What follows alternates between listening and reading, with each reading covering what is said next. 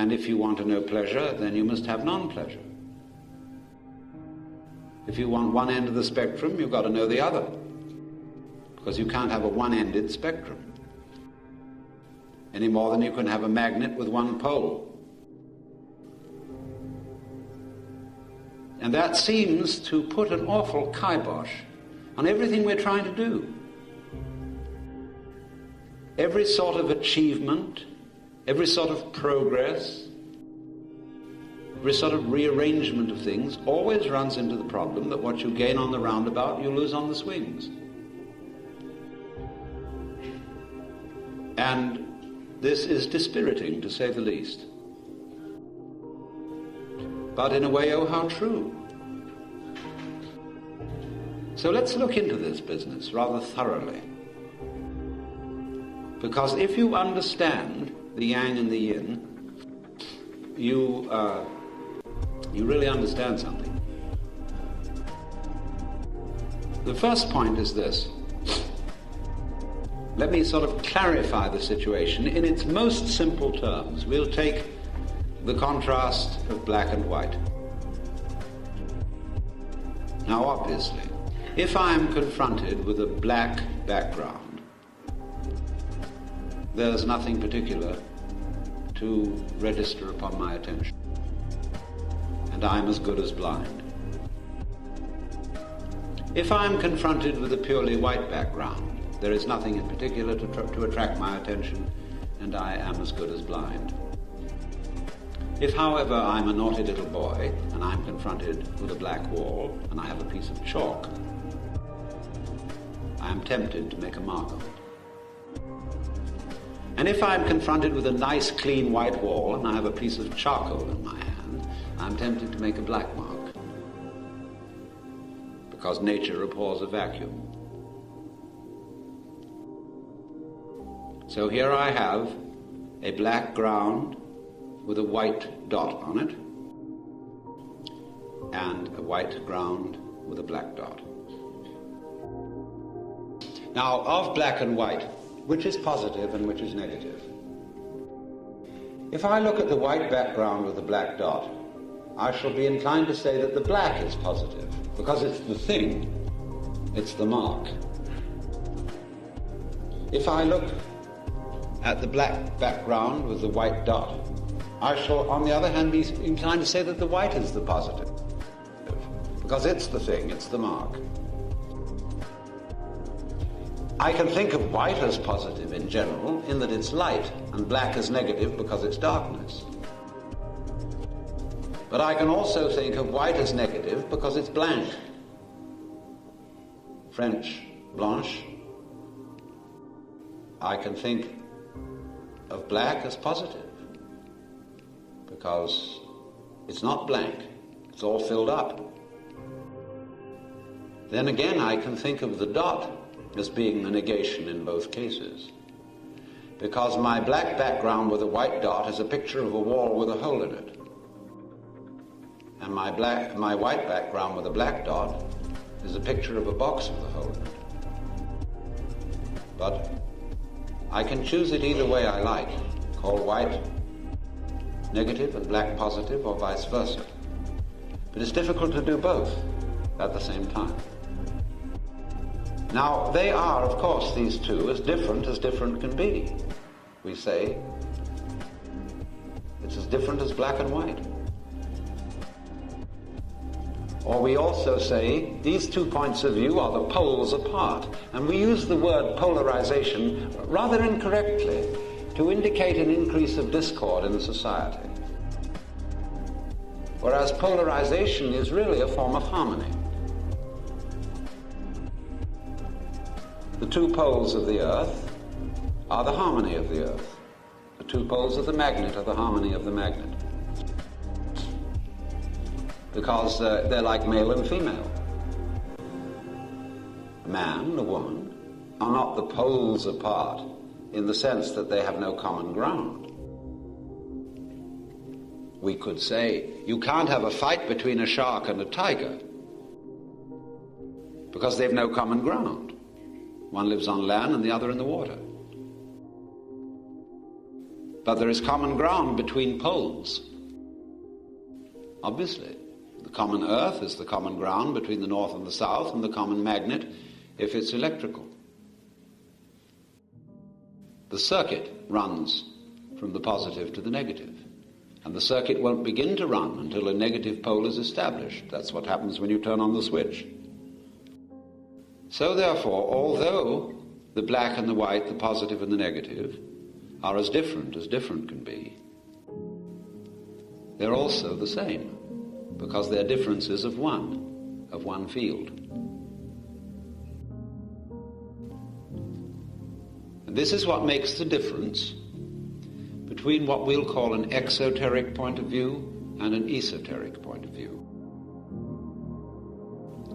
in philosophy, religion, and so forth. From the exoteric point of view, the black and the white are emphasized with respect to their difference.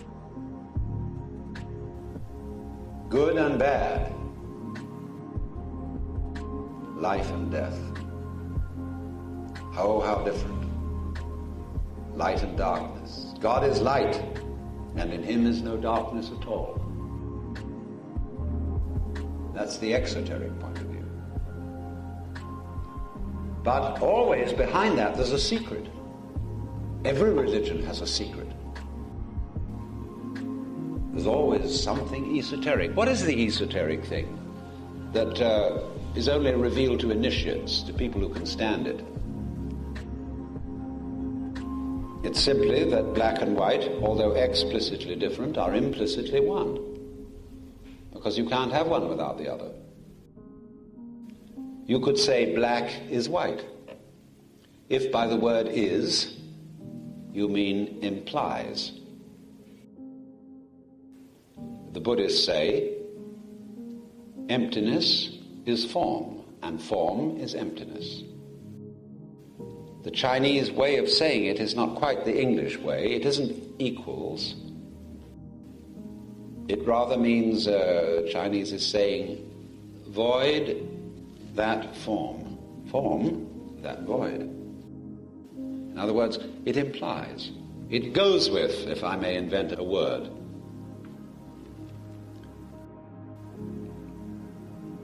So we say that is esoteric.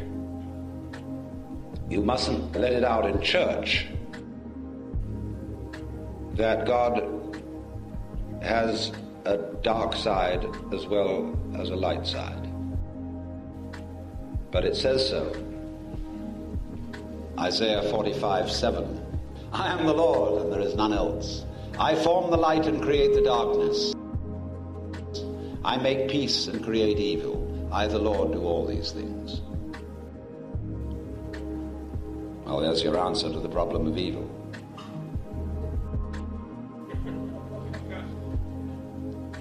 So,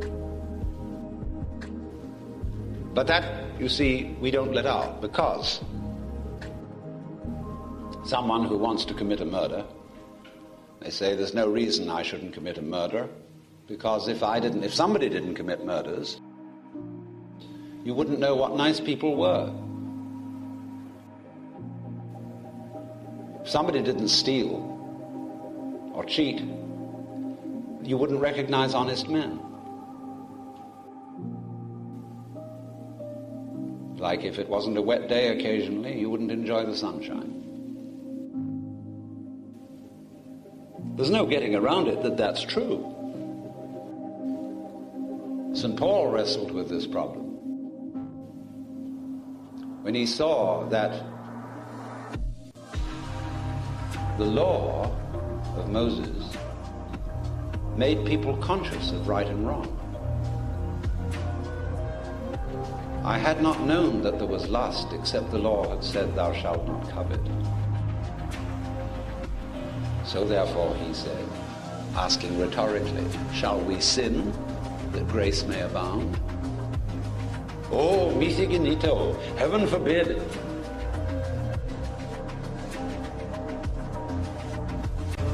So you have to be careful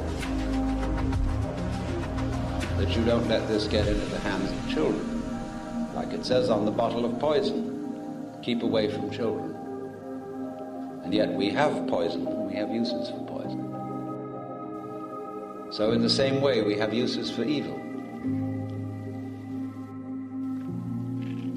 In the ordinary way, we do a balancing act between them. And what we do is this. We establish an in-group and say, this in-group, which is us, has a collective ego. And it is wrong to do anything evil to any member of this group. But it's all right to do it to somebody who's not in the group. Therefore, when we are going to be very evil to someone, we have to define that person as outside the group. And so we, like when Hitler was going to persecute the Jews, they were defined as not really human. And likewise, if we're going to persecute the Negroes, we define them as not really human. People can easily see, they can imagine, that because a Negro looks so different from a Caucasian, he's more like an animal. Or you can take people who are generally thought to be insane, and you can deprive them of civil rights without due process. They're insane. They're defined as not all there. They're not human, merely bodies. Their mind is absent. We used to do that with heretics and other very seriously diseased people, lepers and so on. They were outclassed. They were not humans, and they were therefore outlawed. They didn't have the protection of the in-group. So the worst thing we can do in eating is cannibalism. Don't eat your own kind. You may eat everything else. But that still doesn't get away from the fact, you see, that you cannot eat, you cannot live without eating. You cannot therefore live without death, without committing murder. I don't know what the practical solution to that is, except one I've suggested is that if you do eat any living creature, at least you can show your respect by cooking it well. As Lin Yu Tang said, a fish that is dyed for you and has not been well cooked is dyed in vain.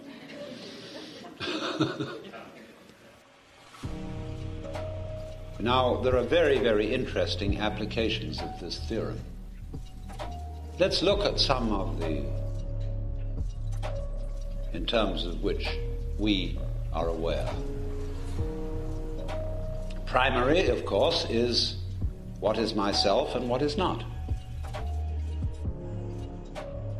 which is a sort of contrast not of two ends of a pole, but rather of the center of a circle and the circumference of the circle.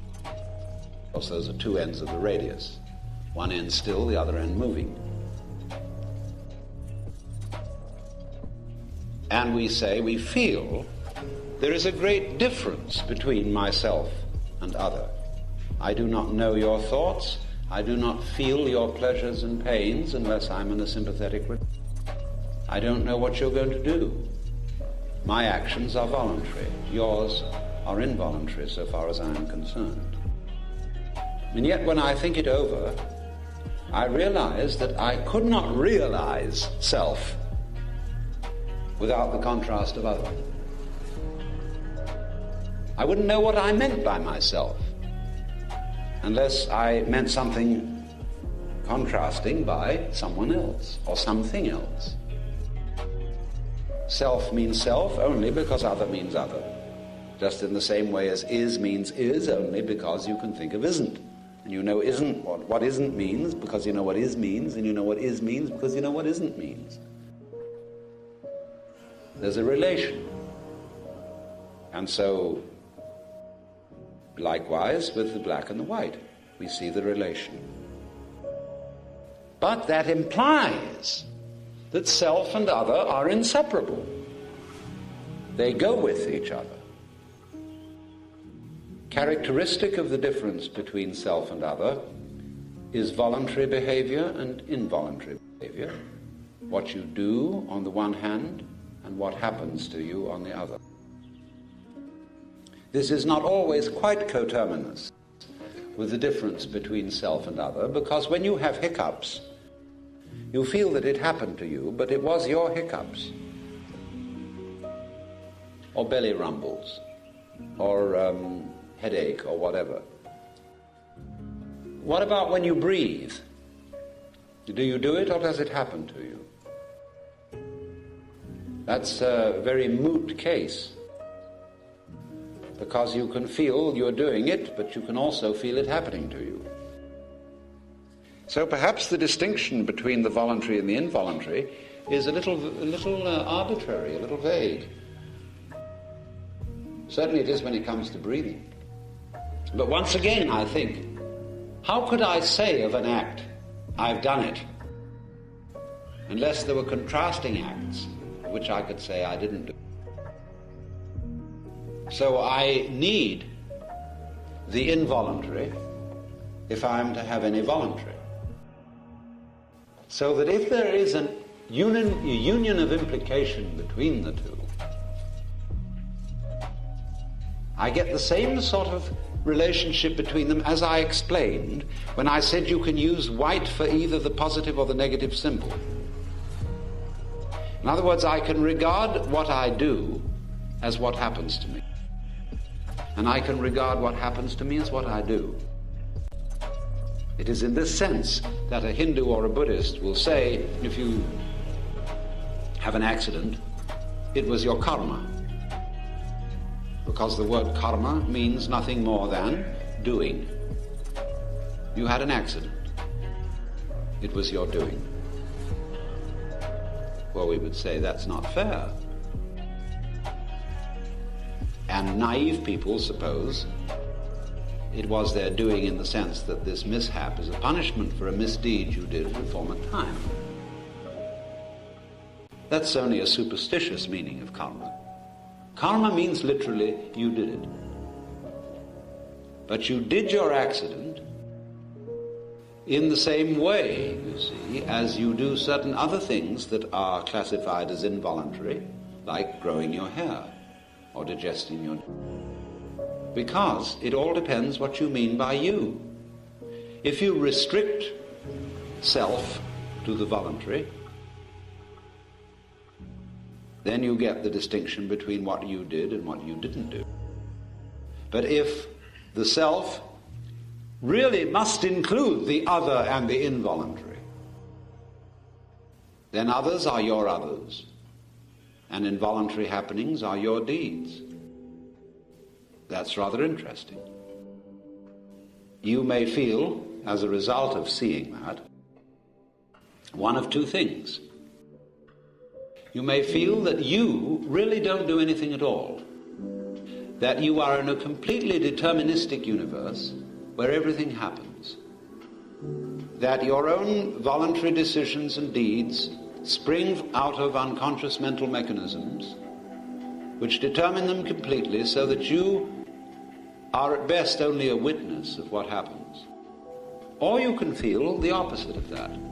You can feel that you are God, that you're doing everything, that rocks fall, water is wet, fire hot, because of you, which is in a way true, because the sun would not be light except in relationship to eyes, nor would rocks be hard except in relation to relatively soft skin, nor would they be heavy except in relation to a certain musculature. So by the way you are, you evoke the way the world is. We might say there are some vibrations out there that are really out there.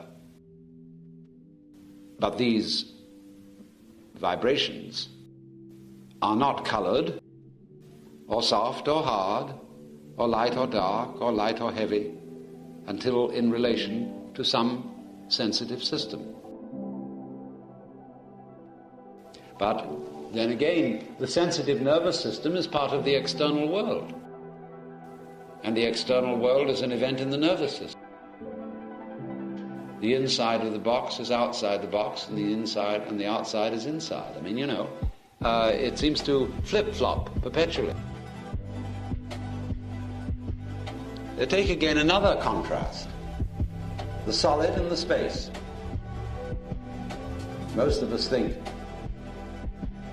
that reality is solid rather than space. We talk about hard facts. We talk about impenetrable reality, even brute fact.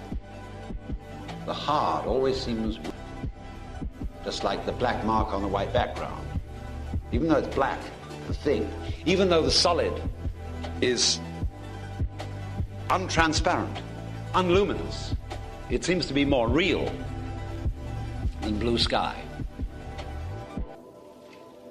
This is a very partial point of view. Can you imagine a world that was solid without any space? The edges of the solid would be, of course, invisible. There would be no edges, because an edge is a point of interface between a solid and a space. So if you take away space, you take away solid. Right, let's take away solid. Where's the space? After all, you say of space, it's a space between. If there are no limits, there's no space. Even if you imagine purely empty space, you've always got the sense of yourself looking at it, and that's the solid. Now that's very awkward, because we are quite sure that space isn't there. We take no account of it, and therefore get puzzled when our mathematicians and physicists begin to talk about curved space, or properties of space, or expanding space. People say the ordinary average person says, you can't talk like that, that's bunk. Space can't expand. Because it's not there, it isn't anything, it can't do anything. Well, let's see if a solid can. Let's investigate a solid. You know what happens when you start going into nuclear. You find that in any given solid, however dense a piece of there's a great deal more space in it than there is any solid. The distances between molecules, the distances between atoms and subatomic particles are relatively vast. In something, there's a lot more nothing than there is any something. Because as you investigate and penetrate the solid, you find it to be increasingly spacious. Now, what happens when we investigate the spatial? How do you investigate? Why, you go there. You bring in a solid. You map it.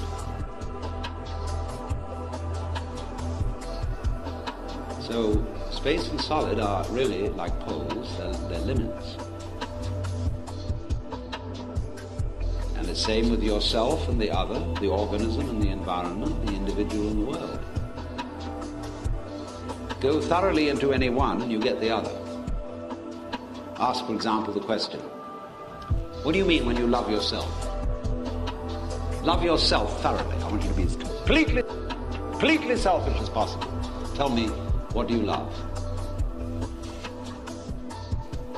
Wowee. Well, I like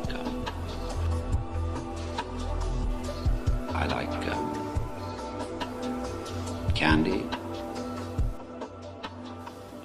I like beautiful girls. I like beefsteak. I like wine. I like good bread. I like the sun on a lovely landscape. I like clear water. I like music. Come on, talk about yourself, will you, for a change? And I suddenly realize I can't. When I love myself, I think of all things other than myself that I love. It's very queer. But that's what's called the basic flip-flopability between the pairs of opposites. That's why the Chinese represent them with these two interlocked commas that suggest a kind of blip, blip, blip, blip rhythm. So that when you get the full development of yang, you get the beginning of yin. And when you get the full development of yin, you get the beginning of yang. Yang. That is, the one implies the other. So they're always flipping. Doing a flip. And doing a flip is the love that makes the world go round. You've got a double helix. So, the male and the female. That's the love position. The double helix. Spiral nebulae do this. So do creatures in sexual intercourse. The double helix. I'm chasing you, you're chasing me. I love you so much I could eat you. I realize myself, you see, only through other. So, in this way, then, we get another marvelous instance of the pairs of opposites. We've got the differences, and we see a unity between them. Then let's contrast the principle of difference with the principle of... We know what we mean by different. So difference implies unity, and unity implies... Now, what is it that lies beyond difference and unity? See, we found unity lying beyond differences, north and south. The difference is united in their poles of one. All right? Now let's take difference and unity. What lies between them? As in the magnetic tape. What lies between the on signals, the one signals, and the zero signals? Well, of course, the tape. They're both on the tape. Only the tape, as such, doesn't register. It registers only in terms of yes or no. You don't get a signal tape with yes, no tape, because it's irrelevant. It makes no difference. And yet if there weren't the tape there, you wouldn't get any signals at all.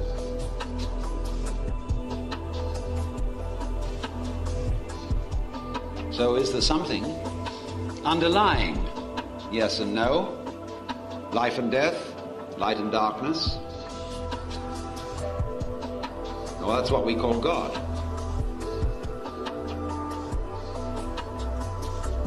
Only we can't say anything about it, because everything we say is a statement, and that implies an opposite. But as I pointed out in the beginning, this is so frustrating, because we want to play a game with these opposites, you see. It's like we have opposites in chess, the black side and the white side. But we want to win. And we want to win. But then when we think of the other fellow, we realize that if I'm going to win, you're going to lose. I think it's rather hard, isn't it? Couldn't we arrange for a game in which everybody wins?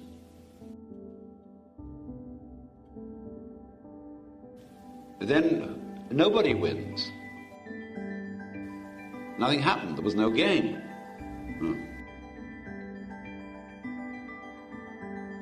So to try to play a no-lose game is impossible.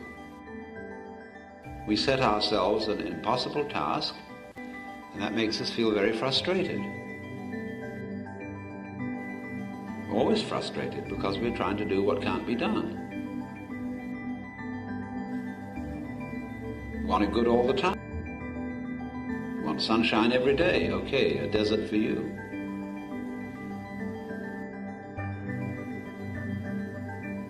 That's not what you wanted, was it?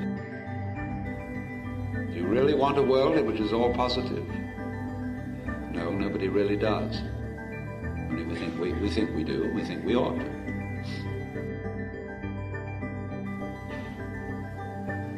But it still bothers us. Because after all, if I come to the conclusion that there's really, doesn't make any difference, it's going to be black and white, life and death, good and evil, alternately, forever and ever and ever. I can't improve this world.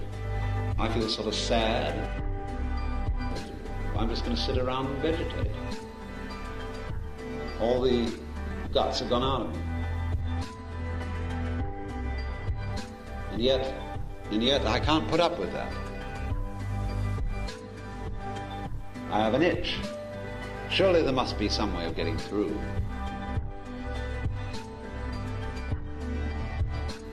So what is it? Is there a great pleasure which lies beyond the ordinary contrast of pleasure and pain? What do the Hindus mean when they say that Brahman, the absolute reality, is Satchidananda? Sat, reality, Chit, consciousness, Ananda, bliss. What is Ananda? What is metaphysical bliss? Joy beyond pleasure, pain, good, evil.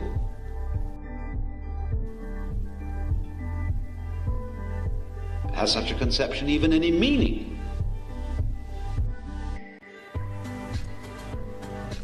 Well, in all the various accounts that are given to us of the mystical experience, they have an intense joyousness. The sudden realization that the dark and the light constitute a harmony. They're not discordant. That, as somebody once put it to me, this was a lady of 60 or so who was in an accident with an elevator, and she had her leg crushed. And they couldn't get a rescue crew to her for half. But she said, during that time, I had the most extraordinary experience. I realized there wasn't one grain of dust in this whole universe that is out of place. Pretty weird. But from a strictly philosophical and logical point of view, it doesn't mean anything. If I say everything is good, no sort of a Christian Science at it, it doesn't mean anything.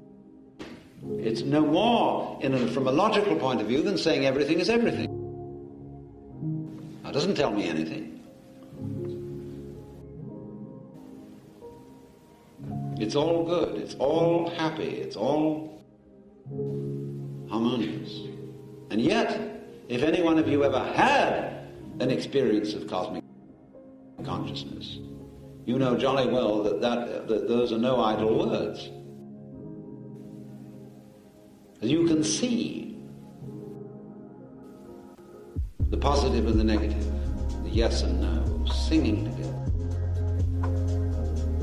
constituting each other in this fantastic dance, in which the outward radiance flowing outward of the white light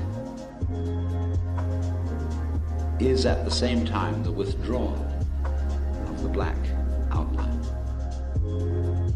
And that withdrawal seems to be drawing aside a veil to show the white, the light. And if the veil didn't draw back, there would be no light. The veil did the drawing back for the light to shine. Or did the light shove the veil back? If it didn't shove, it hadn't got a veil to shove back, where would the contrast be? You see the light and the dark playing with each other. So there is a concept in a game called good sportsmanship. which means that you can be a good loser, that you can play the part of lose with the same enthusiasm that you can play the part of win. And therefore what you look for is a good opponent, someone who will really give you a run. And so what you do is you let the opponent win every so often. You have to try and keep yourself on top as just a little edge on the other one, see? Well, after a while, you see, your consciousness changes, and you find you're always a little on top when you average it out, and that gets boring. So you're going after a while to let the other person average out. But then you're going to count the spaces, do you see? For a year, you average out. Then you'll allow your partner to have 6 months averaging out better. And you get a little more daring and give them 7 months. Then I'm going to catch up with you just at 11 months, and I'm going to come in again and I'm going to add another 12 months in which I'm the usual winner. See? But the more you think of that, the more you think, well, I'm kind of a cad to like this. You're going to let the other person in. Because you can't maintain consciousness without the contrast.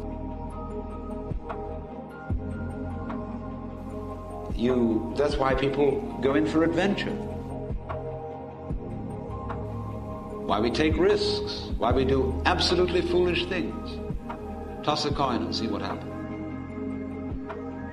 Go skydiving. Let's go roaring around in racing cars. Even have wars. See what happens. Because some people are cautious and say life is like a fire,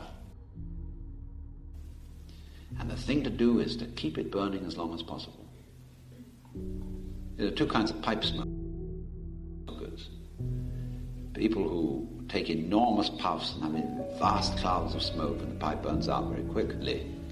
And other people who very slowly take a puff and keep the pipe going for a long, long time. Some people like a quick, enormous flash. Others like a long, long, slow glow. Who's right? Who's left?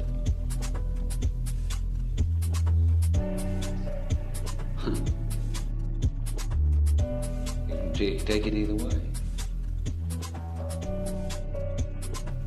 You may go off with a whimper, but we will go off with a bang.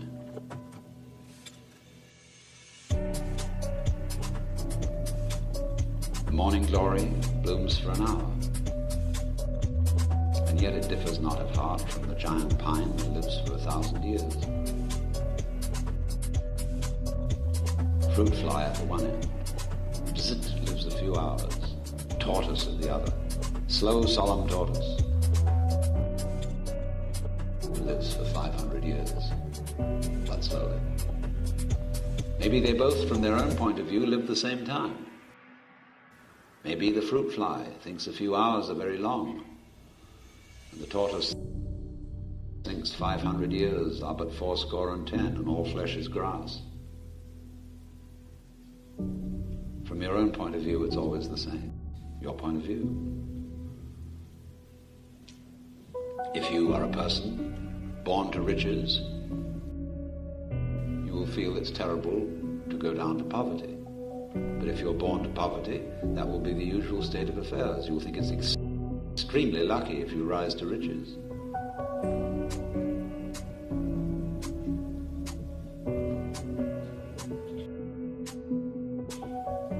see, I haven't really answered the question. Is there any way around this?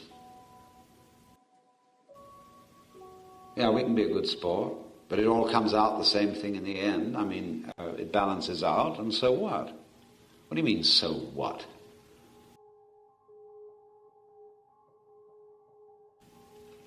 What's wrong with it doing that? Would you rather it was different? And if you really go into your thinking, you find you can't rather that it was different. When you see that you cannot have the positive without the negative, and if you want the positive, you'll have to take the negative. You say, well, it's making the best of it, you know, as if to say, well, the thing's kind of a lousy deal, but I'll take it. But I would ask you, what else would you have? Suggest me a better arrangement. You'll suddenly find that if you do suggest what you think is a better arrangement, that won't be what you wanted.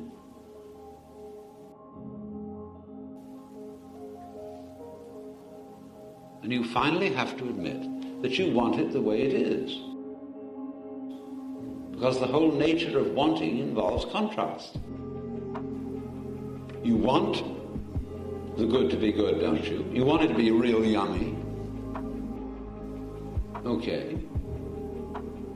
All right, so I'll give you nothing but chocolate eclairs with honey and a glass of champagne for breakfast every day. And for lunch and for dinner. Whew. You'll soon get sick of that.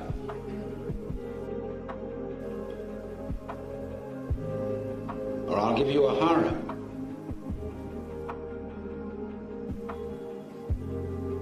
You just keep it up day and night. Pretty soon you'll say, will someone take me to a bar?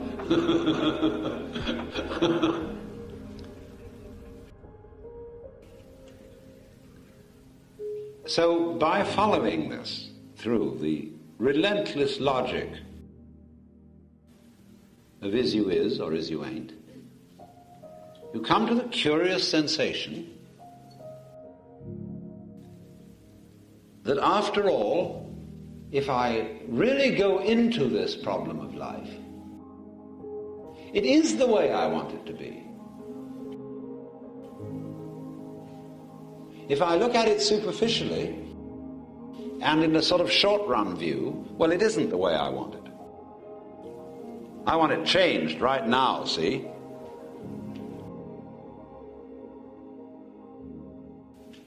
And I will, you see, life is like sleeping on a hard bed.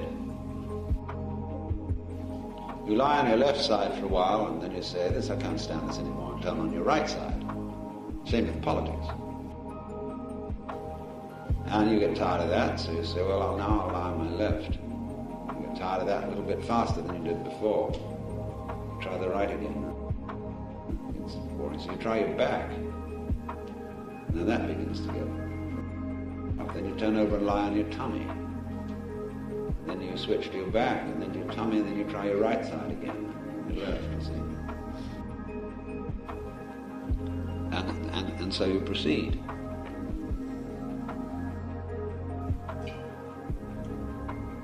But what else do you suggest?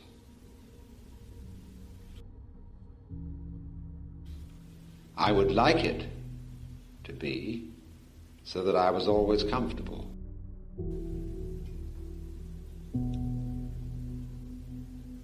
But you can see that if you were, you wouldn't know what comfortable is.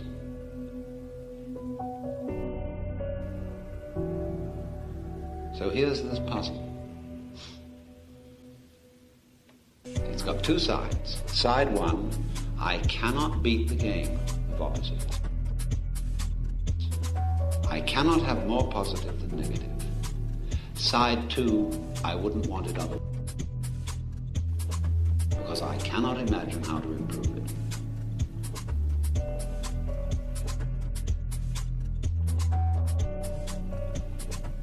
so involved in this is a sudden and curious initial deflation. I'm out of sorts when I feel that there's no impression I can make on it, is it? And yet I find, who is this I that's tried to interfere and wants to be challenged and is put out of sorts? Well, when I look for it, I can't find it. I cannot find an I, myself, opposed to they or it, because how could I have the one without the other?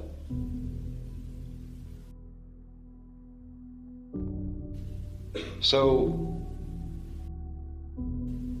that feeling that I had of deflation, of frustration, was simply the realization there is no such thing as a separate I. Now, if you don't want to feel that truth, you will resist feeling it. But if you're open, this logic of the opposites of the game of black and white will lead you ineluctably to the conclusion that you have no separate self apart from what is called other.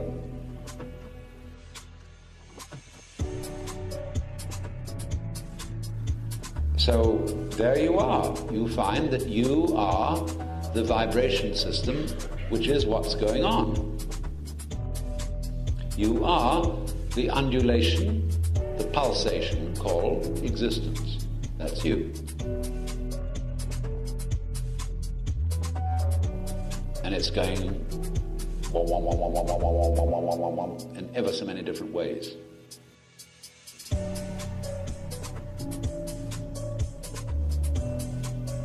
Well, you say, is that all?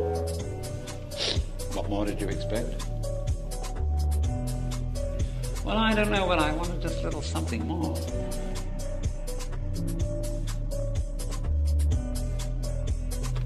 You mean you want a surprise? We're back where we were a little while ago. But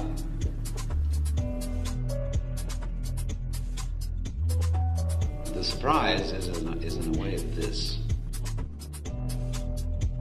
We are looking in this system for that little something more which will give it meaning.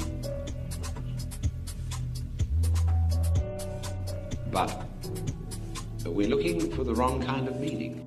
The meaning of this, now you see it, now you don't. Is you is or is you ain't. It's pulsation. The meaning of it is not apart from it, away from it, something different. The meaning of it is the dance, you see? That's why we get back to the point I made this morning. To get with this, you've got to swing. And swing means, I'll give it to you in a Zen story.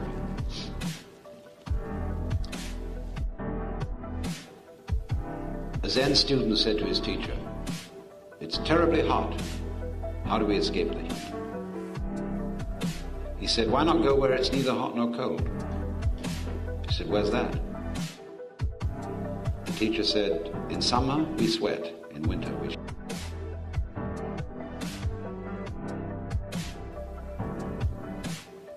So it's the different from in Shakespeare's Richard II. Bolingbroke is about to be banished. And John of Gaunt, I think it says to him, "To all places under the eye of heaven are to a wise man ports of happy haven." In other words, don't think the king was banished. Think that you have banished the king. He won't find you quit. Bolingbroke replies, "Oh, who can hold a fire in his hand by thinking on the frosty corpses? or wallow naked in December snow by thinking on fantastic summer's heat. Fell sorrow's tooth doth never rankle more than when it bites, and lanceth not the sore. In other words, if during the winter I think of the summer, it's colder. And if during the summer I think of the winter or ice cream, it's hotter. So that's why the Zen master replies, in summer we sweat, in winter we shiver. When it's hot, eat curry. When it's cold, try ice water.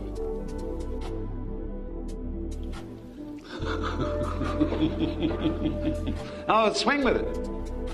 Roll with the punch. This is judo. Because the colder you make it, the hotter it'll get. Now we'll have an intermission.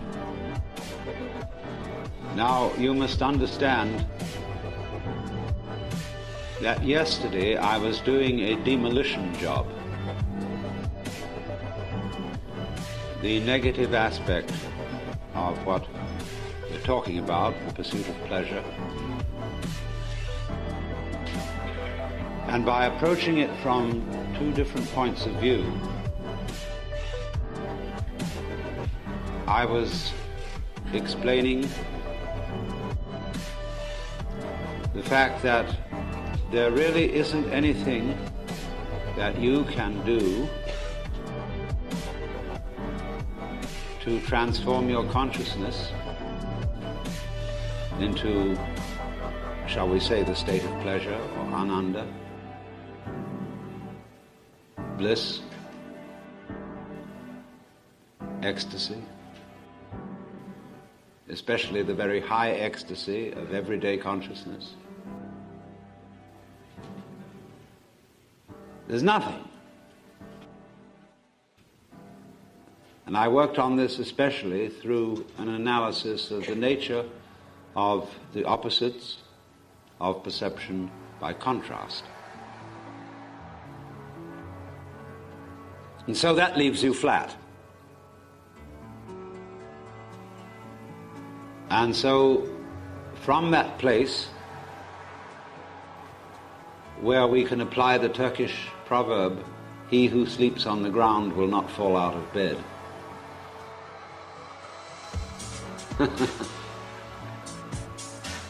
We can proceed to the positive aspect.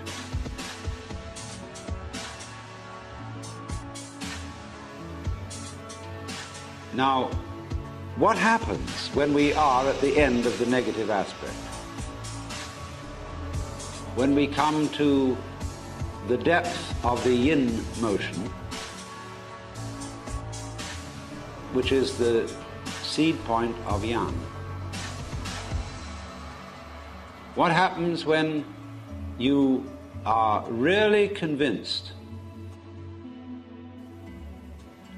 that, first of all, there is nowhere to be but now, impossible to be anywhere else, to be conscious of anything else except what is present, and that there is no trickery which you can play on your mind, whether it be by an iron forced discipline or by self-hypnosis or by any kind of hocus pocus, to bring about a satori, a state of illumination, of cosmic consciousness, or whatever you want to call it. Because this will always be a case of a vicious circle in which the person who needs to be transformed is attempting to do the transforming. In other words, it's the old story of trying to lift yourself up by your own bootstraps, trying to bite your own teeth, look into your own eyes without a mirror, gild the lily, put legs on a snake, beard on a eunuch, and so on.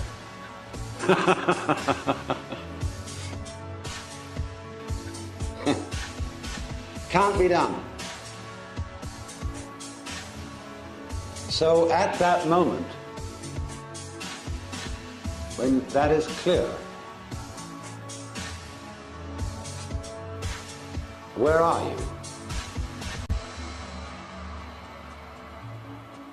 You may feel depressed. And what will you do about that? Well, there's nothing to do about it. Because you would have discovered at this point that the depression, when it's there,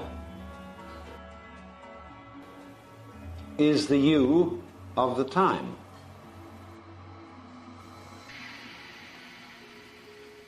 And if you try to get out of it by some sort of distraction, you won't really do anything except cover up the dirt with white paint. So if you feel let down, meaningless, somewhat depressed by this whole thing, and you see at the same time you can't do anything about it, what happens? Why, you're simply watching what's happening. You don't know what's going to happen next. And it isn't just watching something that is formally identified as a depressed state, because there's a lot of other things going on too. There's the world around you.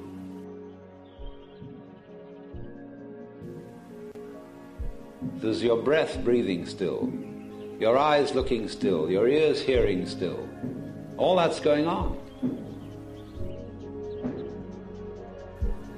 And you don't know what to make of it anymore. You can't believe anything about it because you know that's all a hoax.